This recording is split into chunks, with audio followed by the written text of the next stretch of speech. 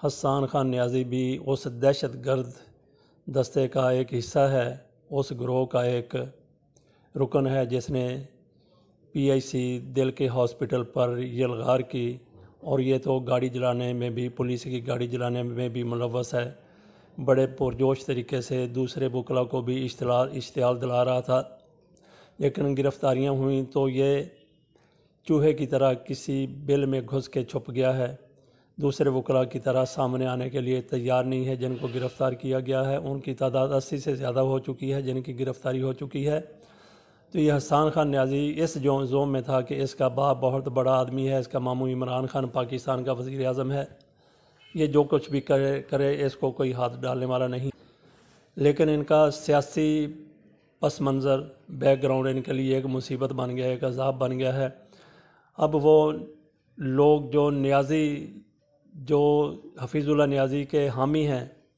وہ اس گرفتاری کی مخالفت کر رہے ہیں، جو عمران خان کے حامی ہیں وہ بھی اس گرفتاری کے حوالے سے ان کا بھی الگ سے نقطہ نظر ہے۔ تو بہرحال حفیظ اللہ نیازی کے جو مخالف ہیں وہ کہتے ہیں کہ اس کے بیٹے کو گرفتار کیا جائے، جو بڑے بڑے بھاشن دے رہے تھے ٹی وی چینل کے اوپر بیٹھ کے، قوم کو تلقین کر رہے تھے، جمہوری روایات کا درس دے رہے تھے، اب ان کے بیٹے کی باری آئی ہے تو وہ ان کے باپ کی آشیرواد کے بغیر وہ کہیں چھپ نہیں سکتا۔ پولیس اس کے گھر پہ چھاپے مار رہی ہے، پولیس اس کے کاروبار کے جو مراکز ہیں وہاں پہ چھاپے مار رہی ہے، پولیس جہاں بھی ممکن ہو سکتا ہے ان کی گرفتاری کے لیے سرگرداں ہے۔ ایک تو پولیس اس کے لیے عطاب بنی ہوئی ہے، عذاب بنی ہوئی ہے جو اس کی گرفتاری کے لیے سرگرم ہے۔ دوسری طرف حفیظ اللہ نیازی کے جو مخالفین ہیں وہ کہہ رہے ہیں کہ اس بندے کو گرفتار کیا جائے، کیوں نہیں گرفتار کیا جا رہا، اس کو سیاسی پشت پناہی حاصل ہے اس لیے گرفتار نہیں کیا جا رہا، یہ حفیظ اللہ نیازی کے مخالفین کہہ رہے ہیں۔ تو باقی جو عمران خان کے مخالفین ہیں ان کی طرف سے بھی یہی مطالبہ کیا جا رہا ہے کہ اس کو گرفتار کیا جائے۔ اس کو اگر نہیں گرفتار کیا جا رہا تو وزیر اعظم عمران خان کے آشیرواد کی وجہ سے یا وزیر اعظم کے ساتھ رشتہ داری کی وجہ سے اس کو گرفتار نہیں کیا جا رہا، حالانکہ وزیر اعظم کی طرف سے تو اپنی بہن کی بھی حمایت نہیں کی گئی، کسی رشتہ دار کی وہ قطعاً حمایت کرنے کے لیے تیار نہیں ہے۔ وہ حسان نیازی کو بچانے کے لیے کیا کسی کو انسٹرکشن دیں گے؟